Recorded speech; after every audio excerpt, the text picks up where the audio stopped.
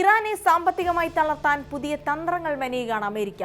Hormuz കടലിടുക്കിലെ US നാവിക ഉപരോധം കർശനമാക്കിയതോടെ ഗാർഗ് ദ്വീപിലെ സംഭരണികൾ ഉടൻ നിറഞ്ഞു കവിയുമെന്നും ഉൽപാദനം നിർത്തേണ്ടി വരുന്ന അവസ്ഥയിലുമാണെന്ന് റിപ്പോർട്ടുകൾ പുറത്തുവരുന്നു. ഇറാന്റെ മൊത്തം അസംസ്കൃത എണ്ണ കയറ്റുമതിയുടെ 90% നടക്കുന്നത് പേർഷ്യൻ ഗൾഫിലെ ഗാർഗ് ഐലൻഡ് വഴിയാണ്. ഇറാന്റെ സമ്പദ് വ്യവസ്ഥയുടെ നട്ടെല്ല് എന്ന് വിശേഷിപ്പിക്കാവുന്ന ഈ പ്രദേശം ഇപ്പോൾ അമേരിക്കയുടെയും സഖ്യകക്ഷികളുടെയും നിരീക്ഷണത്തിലാണ്.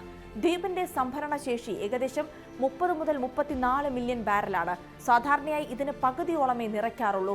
കാരണം ഇതിന്റെ പ്രവർത്തനത്തിന് അതാണ് നല്ലത്. എന്നാൽ നിലവിലെ സാഹചര്യത്തിൽ കയറ്റുമതി തടസ്സപ്പെട്ടാൽ ഈ ടാങ്കുകൾ പെട്ടെന്ന് നിറഞ്ഞു കവിയുമെന്നാണ് അമേരിക്കൻ ഉദ്യോഗസ്ഥർ കരുതുന്നത്.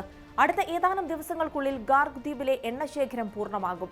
അങ്ങനെ വന്നാൽ ഇറാൻ എണ്ണ ഉൽപാദനം കുറയ്ക്കുകയോ എണ്ണക്കിണറുകൾ അടച്ചുപൂട്ടേണ്ടി വരികയോ ചെയ്യുമെന്ന US ട്രഷറി സെക്രട്ടറി സ്കോട്ട് ബെസന്റിന്റെ വാക്കുകൾ വലിയ ചർച്ചയായിരുന്നു.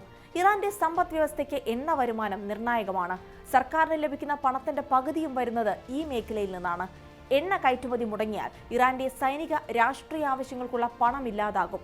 ഇതാണ് പുതിയ നീക്കങ്ങളിലൂടെ അമേരിക്ക ലക്ഷ്യമിടുന്നത്.